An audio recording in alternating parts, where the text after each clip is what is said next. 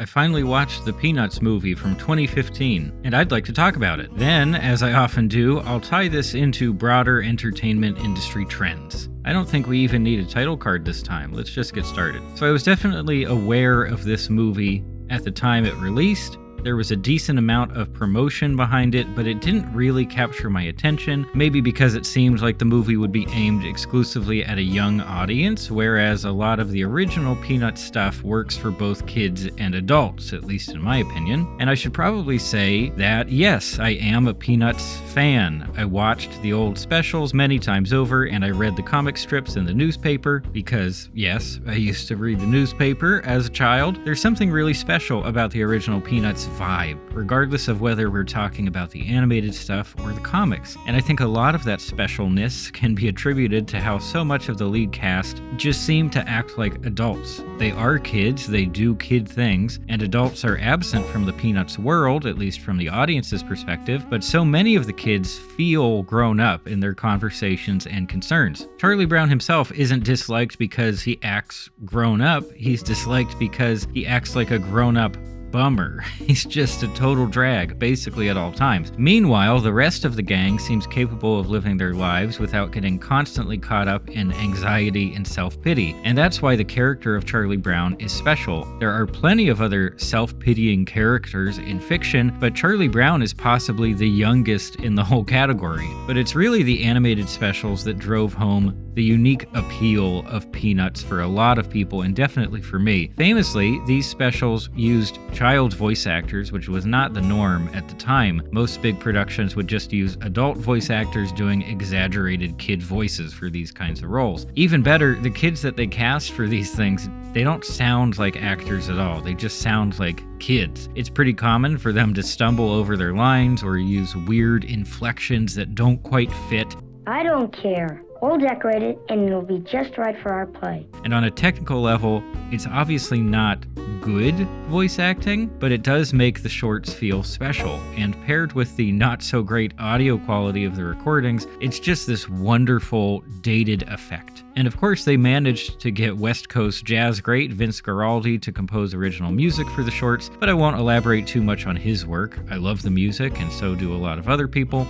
And other channels with actual musical expertise have covered it all in detail, so you can watch that stuff. Okay, so that's the classic Peanuts stuff, and it's one of those properties that's just lived on for several decades. Why has it lived on? Well, there's the specialness I was just talking about, but we also have to factor in the cultural presence of the property, which has been fueled by the massive amount of licensing that's been done with Peanuts. In fact, Charles Schulz, the creator of Peanuts, is kind of famous in the comics community for being one of the first people to merchandise incredibly hard. And don't worry, that precedent for aggressive Peanuts merchandising is still alive and well today, too. Like the Muppets, the Peanuts brand seems to be one of those IPs that has its life extended by general goodwill. The Peanuts world, the Peanuts characters, they're all lovable, and plenty of people have fond memories of their exposure to the series. But general goodwill doesn't necessarily mean that audiences are clamoring for more. So there's always a chance that the general popularity will just fade. For example, I feel like that's where the Looney Tunes are right now, and maybe even the Muppets as well. They show up in things,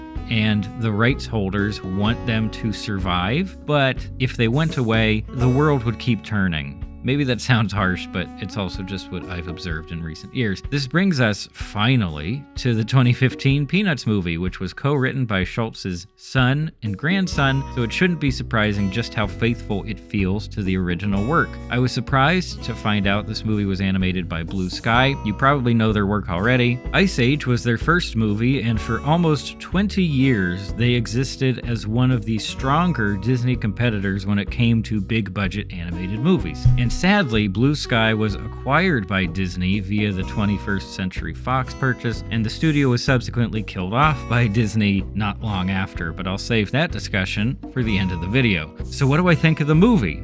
Well, this is one of the best looking animated movies I've seen recently. This is a really cool looking movie. I'm sure I saw some of the trailers back in 2015, but over the course of a full feature, you really get to see just how fantastic this art direction is. This is arguably one of the first big Hollywood movies to use that choppy, frame-limited animation style that's been all over the place for a few years now. But this movie also looks great thanks to its texturing and materials. The characters and objects just look so tactile. It gets very close to a stop-motion animation look, and beyond the baseline art direction, the team also did an excellent job of delivering variety. The Peanuts world is really just like a suburban neighborhood somewhere, and that's not the most exciting environment visually. But even within the neighborhood here, we get the different seasons, along with inevitable nods to the Peanuts Christmas special, which is probably the most famous Peanuts anything. But beyond that, we also get different environments via the Red Baron storyline that runs throughout the movie. And of course, every environment looks even better thanks to the lighting. And on top of it all, we also have these weird hybrid or straight 2D animation sequences that serve as transitions. So on the visual front, there's tons of creativity, and it's a nice expansion of the Peanuts world, and it absolutely holds up against other modern animated movies, and maybe even exceeds many of them. Now, the writing, on the other hand, doesn't really feel new at all. As I mentioned, it was written by the guy's son and grandson, so it feels faithful, almost to a fault. But I actually don't mind that level of loyalty to the source material here.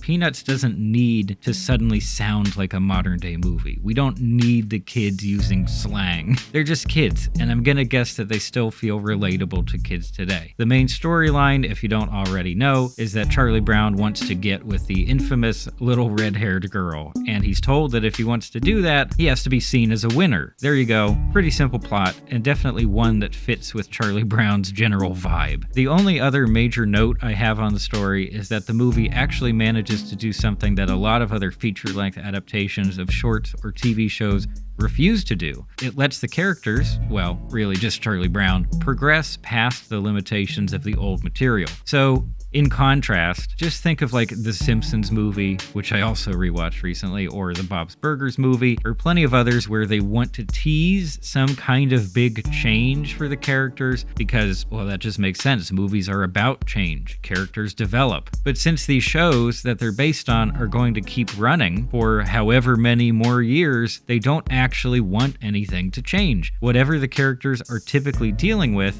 that's what they'll be dealing with forever, regardless of whatever crazy nonsense happens in the movie adaptations. This can even make movie adaptations of shows kind of feel like non-canon. Everything just resets by the end, back to square one. But in the Peanuts movie, the big climax, spoiler, is that Charlie Brown actually gets to talk to the little red-haired girl. We see her face finally, and she talks about how she actually likes Charlie Brown. That's where it ends, but even that tiny bit of progression just isn't the kind of thing that's allowed to happen in long-running shows, series, whatever. I really appreciated that. It felt satisfying, and I don't have too much else to say there. Before moving on to the industry biz, I'll just touch on the music direction for a moment. Most of it is just original tracks from the old specials. It's probably the original recordings. Cool. That makes sense. But then they also have this contemporary pop music, specifically stuff from Meghan Trainor, and I hate it. It feels incredibly out of place, and it doesn't help that these aren't good contemporary pop songs. It's just junk. And that's the only area where this movie felt like all those other terrible modernizations of older properties where they just insert a ton of licensed music and slang and modern real-world references that immediately date the movies. It just feels like a misstep, and I'm not sure why that decision was made. I mean, is the inclusion of modern pop music just supposed to be a cut-and-paste solution to make something appealing to kids? Anyway, that's the movie. I really enjoyed it, and I'm kind of kicking myself for not watching it back in the day. Good job, Blue Sky, and also RIP Blue Sky. And that brings us to the big topic here, which is the fact that the movie got made at all, and that it was, for the most part, incredibly faithful to the source material without feeling dated. So how did it perform? Well, apparently the budget was around $100 million, so not too crazy, and the box office was around, I think, $250 million, so not bad. But if we consider that marketing budgets for movies are typically equal to the production budget, then yeah, it probably didn't do that well. And the days when a profit of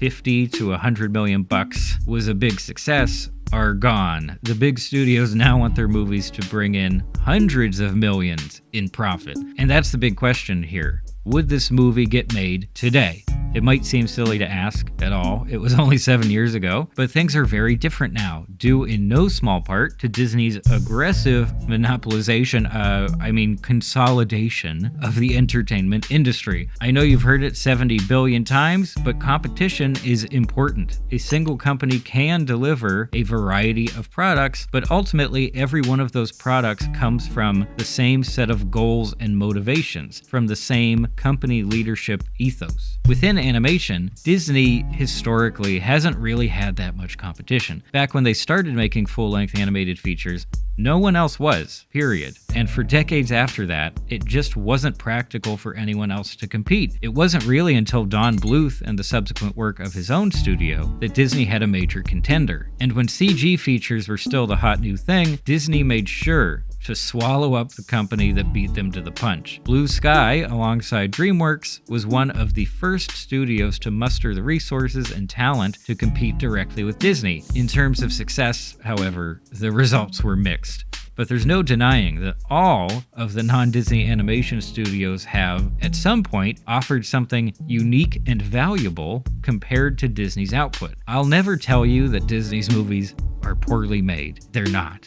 And yes, they've done a decent job of providing some kind of variety, and they've made clear efforts to promote more diverse directors, writers, and performers, even if they only got around to it 20, 30, or maybe 50 years later than they should have. But every movie comes from the same source, and so every one of them has the same underlying feel, the same approach to storytelling structure, and the subject matter deemed appropriate for young audiences. And as I've talked about in a separate video, their movies rarely take risks when it comes to their art direction and animation. While arguing about major mergers and acquisitions, especially in entertainment, I've heard people claim that a company being bought out by a bigger, more successful company means that the first company will just have more resources and support. And I guess that's possible, but the bigger company can also just shut down various brands that it now owns, and boom, they have effectively killed off competition. Google does this, Facebook does this, EA and plenty of other video game publishers definitely do this, and this is how Blue Sky died. Disney blamed COVID for the shutdown, and it literally doesn't matter whether that was the real reason or not. They didn't have to provide any kind of reason to the public. It's their property and they can do what they want with it. And if Disney owned Blue Sky back in 2015, I don't think the Peanuts project